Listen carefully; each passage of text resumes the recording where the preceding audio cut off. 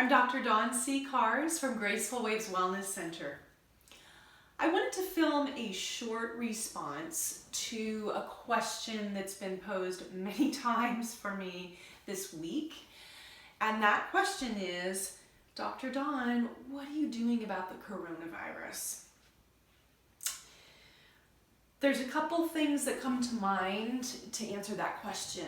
And one is coming from a perspective of moving away from something, or in this case, moving away from disease. And then there's another perspective of moving toward something else. In this case, moving toward a more resilient immune system. So I'm going to address both of those. The first one seems a little easier. It's, what do we do to move away from exposure to dis-ease, or to mitigate, if we are exposed, to mitigate the likelihood that we're going to get lots and lots of virus in our body, right?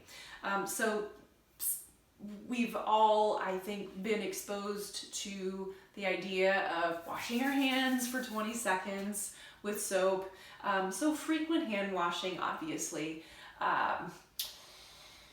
Alcohol-based sanitizers, if you can find them. It's funny, I went to Fred Meyer this morning and they don't have any, and I guess a lot of places people have made massive runs on water and hand sanitizer. So you may or may not be able to find the hand sanitizer right now. That's part of the whole fear and hysteria that goes and that is kind of running around rampant right now. And so I want to just do what I can to kind of mitigate a little bit of that. And at the same time, use common sense. So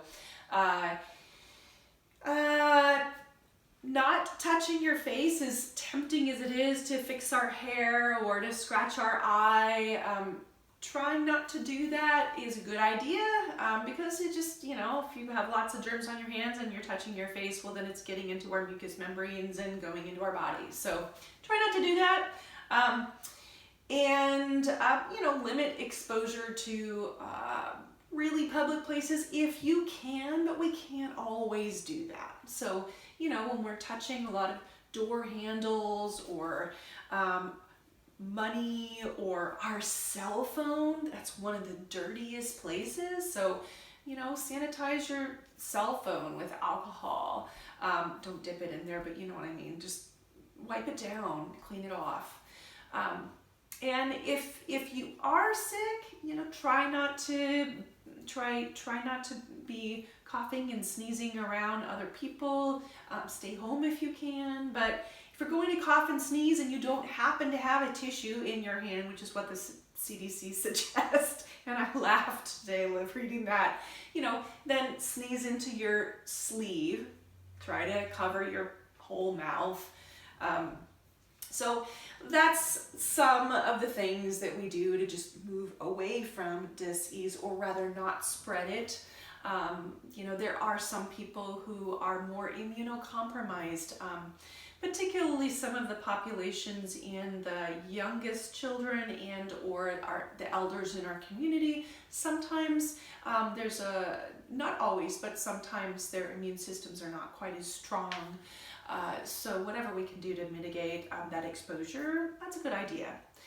That said, how do we build health?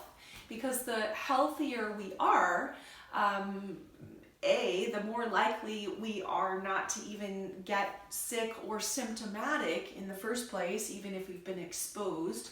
Then our body a lot of times can get the upper hand and fight those things off before it becomes a big problem. Secondarily, even if we do get sick, if we have a stronger immune system, then it's much easier for it to deal with it and for us to recover and get well. So the things that I do to build my health and well-being, I start with 3 different things, and my start is, what do I put in my body? How do I move my body? And how do I check and optimize the function of my body and how it self-regulates tension, ease, and how it operates? Okay, so I'll start with the first one, nutrition. That's maybe a little easier. Most of us know green leafy vegetables are really good for us, and that's a good start. So I personally drink one of these every day, and this is green drink. You can juice your own. You can buy different types of powder, and I happen to find a really awesome one and an awesome company that's totally organic farms. Everything is sourced far away from any sprays or pesticides, which you don't really want in your food supply if at all possible. So try to buy organic. If it's a budgetary concern, look up the Dirty Dozen on the internet. You can see which foods are most important to be organic if it's a budget thing. Otherwise, try to buy organic because you're exposing your body to less toxic chemicals that can cause cancer and other harmful, stuff that we don't want. At any rate, a green drink is what I do. I'm happy to share that source with you. Just send me an email if you want. Another thing that I do is I take some amino acid tablets, and again, same company, that's totally amazing products. But at any rate, amino acids are the building blocks of cellular energy. It's also the building blocks of protein. So speaking of protein, if you eat animal products, and our family does, so we actually have a relationship with our farmer and buy direct from him, and his farm is organic and pasture raised. So that's one way that, again, you can optimize some of your body's health by getting better nutrients and also mitigate some of the exposure to toxins. If I were to steer clear of 2 or 3 food groups, which I personally try to, one is gluten.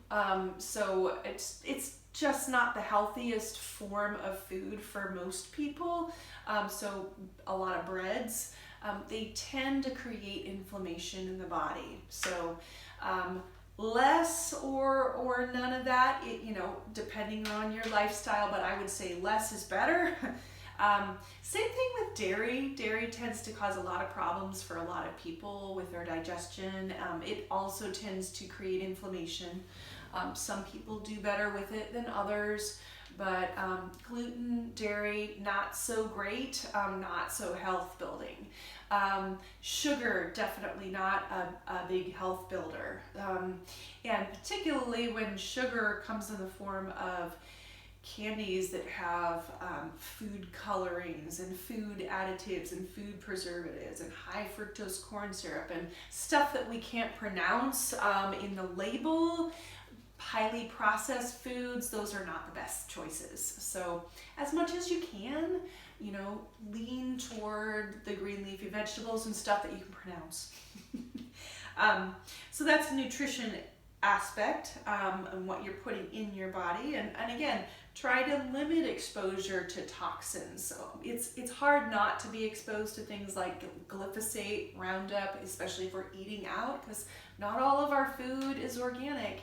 And if it's not organic, we're getting our daily dose of basically cancer-causing chemicals. So we want to try and mitigate that or reduce that as much as possible. I actually take a product that helps repair gut lining and diminishes and processes out glyphosate. So that's another thing that I personally do. It's called Biome Medic. Anyways, second thing I do is move my body. So I personally like to dance. So I dance some. And sometimes I do yoga, sometimes I go for a walk on the beach. You know, everybody, I would say, do the kind of exercise that you will do and that you like to do, because if you like it and it brings you joy, then you get a lot of joy chemicals going through your body, and you're less likely to have those viruses attach to surfaces, structures and surfaces that would normally be taken up by like the feel-good chemicals. So if you fill them up with feel-good chemicals, then you're not going to be as, you're not going to have as much availability to the receptor sites of viruses and bacteria. Anyways, yeah, move your body, get flexible, get joyful. All of those things help. And the third thing is making sure that your health of your body and the way that it processes and self-regulates tension and ease is at its best. The way that I do that is through a particular work called Network Spinal. It was recently featured on Netflix in Gwyneth Paltrow's Goop Lab. It's a work that's been in development for 30 years, created by Dr. Donnie Epstein, one of my greatest teachers and mentors, someone who's definitely personally changed my life for the better in so many respects. Don't have time for it in this video, but it's about the whole life. At any rate, feel free to watch that Goop Lab video. That's pretty awesome. It's, I think, the 5th segment, and it's with Dr. John Amaral, who is one of my colleagues. At any rate, that particular type of work is an amazing work that helps to create coherence in the nervous system, and it helps. I just love the nervous system because it's so cool. And you know, if you look at this and you go, wow, you know, the brain, in order for the brain to get accurate signals from the body, it relies on those connections that get up to the brain, and from the brain also to get accurate signals back to the body. And an amazing thing about this is only 1/3 of the nervous system actually can go to areas that create pain. So sometimes we look at this and we go, oh, well, it's just if I stub my toe, then my nervous system is working. Like, yes, it's working then, and 2/3 of the nervous system actually go to organ structures. Wow, that's pretty cool. So, I mean, if you want to optimize the health of your pancreas, or your ability to process sugar, or your lungs, or your heart, or your digestive system, you really want to make sure and ensure that those signals that get from all of those organs and up to the brain, and from the brain back to those organs, you want to make sure that those signals are not hampered in any respect. They're not under tension or distorted, because then you get distorted communication, right?